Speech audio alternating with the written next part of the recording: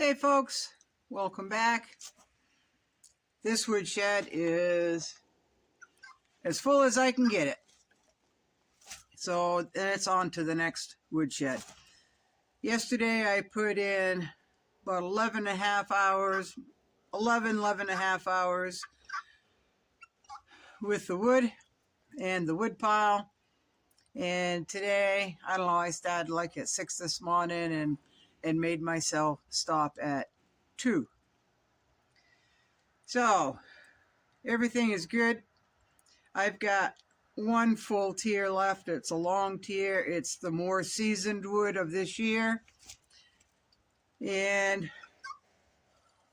that's just going to go in the other woodshed with a little bit of chunky beech that I use on really cold nights or when I plan on not being home for a few hours, right?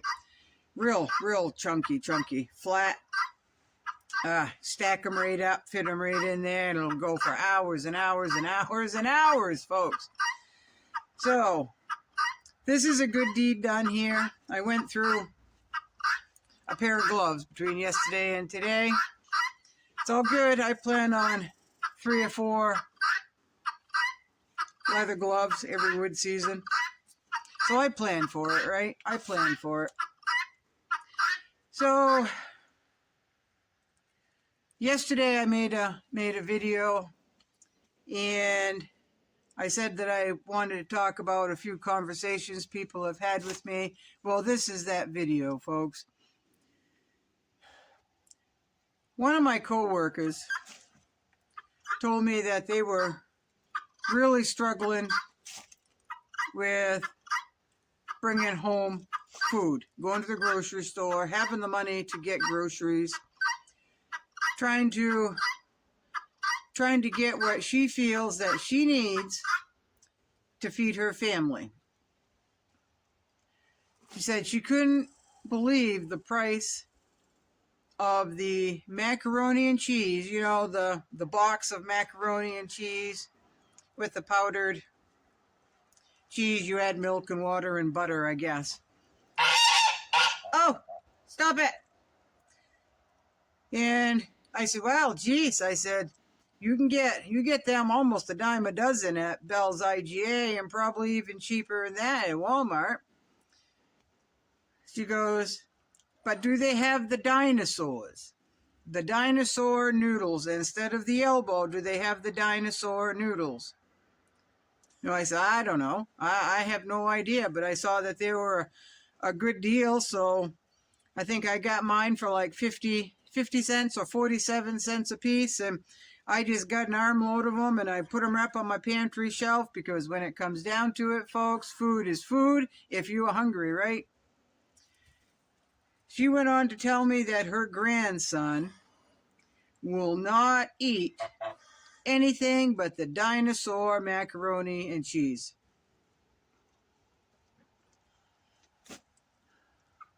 There's an issue there, in my opinion.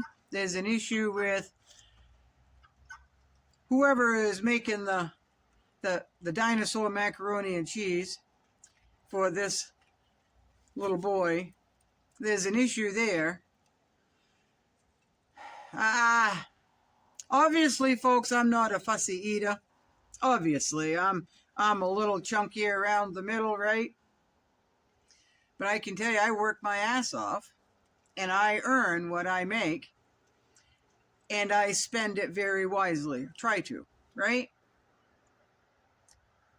I would never allow my child to come to the point where the only thing they would eat is dinosaur macaroni and cheese. It's the same noodle, right? But apparently he won't eat it. So I refrained from a lot of things that I wanted to say. And I said, what about vegetables? Does he eat No, he won't eat vegetables. We have to trick him into I guess they have broccoli powder that they sprinkle in the dinosaur macaroni and cheese, and he gets a multivitamin children's chewy gummy thing, right, every morning. The child is always always sick. I know children get sick. They do. They got to build their immune system up. But if they're not eating right, folks, they're not going to build their immune system up. Doctor that up. Doctor the... I think that's why they invented cheesy broccoli, right? So kids would eat something with nutrients in it. I was brought up, if you didn't eat it, it got put away and you ate it the next day, right? That's how I was brought up. But anyway, so I had to stop into Walmart because I had just got done one of my tubes of marine stable. And when I empty one, I go get another one, even if I have 2 or 3 bottles left. I have a set amount of what I want on hand. So if I empty one, I rotate it and I go out and buy another one and replace the one that I just emptied, right? And if I get them on a good deal, I'll get 2 or 3 of them, right? So anyway, while I was into Walmart getting there, because that's the cheapest place around here that you can get it, is Walmart. And I turned the corner and I thought I saw my coworker. Looked quite a bit like my coworker. Not the one with the dinosaur macaroni and cheese, but another one. And she did a double take on me. And I said, I'm sorry, I did a double take, but I thought you was somebody I knew. You look quite a bit like her. And we started talking, and she brought up the price of everything, and she volunteered quite a bit of information. She saw that I had a sweatshirt on, and she goes, you live the next town over from where I do. And so we got talking about the area and everything like that. But anyway, she was talking about how the only guinea fowl in the yard, and it has to stand 10 feet from me and holler, right? Guinea fowls are noisy. So anyway, she went on to tell me that she feeds a family of 5 on $50 a week. I said, holy Hannah, sister, how are you doing that? Family of 5 on $50 a week. I said, do you homestead? She goes, no, but we make sure we catch the deals. We don't buy anything we don't need to buy. And they buy like 50 bags of different types of beans. They buy great big huge bags of rice, and they store it in these great big bins. So I asked her, how she stores it, and she goes, we store it like we're supposed to store it, and we rotate. She goes, but we eat very healthy. And she goes, there's a lot of ways. Hey! Stop it! 5 feet now. So she said they store it properly, and the children learned not to be fussy a long time ago, and she uses spices and gets creative with all these beans. I don't know if she said or if I assumed, but she riddled off a few different types of beans, and what she named off was like lentils and navy beans, and hey, knock it off. And I got a glove. I'm going to toss at it. Yeah. So anyway, she's doing it right. She's doing it right. The kids like the variation in the meals, and they're getting a lot of vitamins, and they're doing it right. They're doing it right. She feels that hard times are coming, and she can't afford to go out and eat. She goes to town, I think she said once a week, and spends $50 at Walmart, because Walmart's the cheapest place around, folks. It really is, to buy food right now. I know a lot of you, including myself, could really care less to step into a Walmart, but if it's going to save me a lot of money, more than half on canned goods, I am going to go in there and I am going to buy a case or 2 or 3 at a time, right? So I don't know, folks. I don't know. If you're not going to change, if you are struggling and you're spoiling your kids rotten, and that's your right to do that. It's your right to do that. But if you cannot afford the dinosaur macaroni and cheese, which is $2 and I think she said 63 cents a box, when you can go get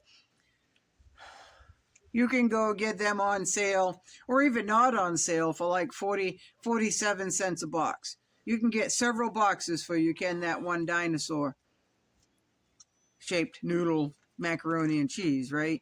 People have to smarten up. These are the people that are going to starve, and they're going to come crying to you, or they're going to learn how to make dinosaur noodles and make the macaroni and cheese themselves. But I doubt they do that, right? I doubt they do that. So let me take you off the tripod and show you what I am doing. Some of you already know my other project, which once I get the other woodshed filled, I'm going right back to the other priority. The wood is the priority right now, but I've got to get back to my other project, and I'll show you what I'm doing. All right. Okay, folks, this is what I am doing. I am siding my house. These are shakes that we cut the tree, we hauled them out of the woods, and we put them on the sawmill, and then we planed them, and then I cut them up into 16-inch lengths. They are planed down to a 1/2 inch. This is raw lumber.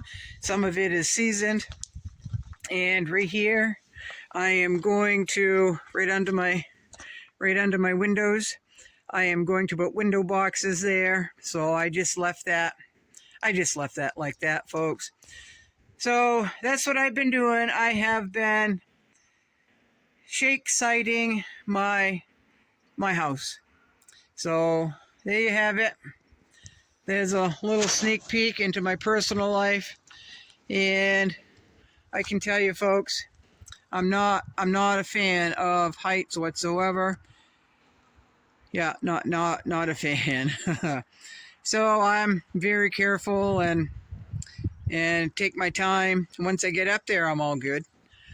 But first time I've ever shaked anything, and I'm learning as I go. It looks pretty good. Had a lot of compliments. A pretty good learning curve. Learning a lot, and I'll get back to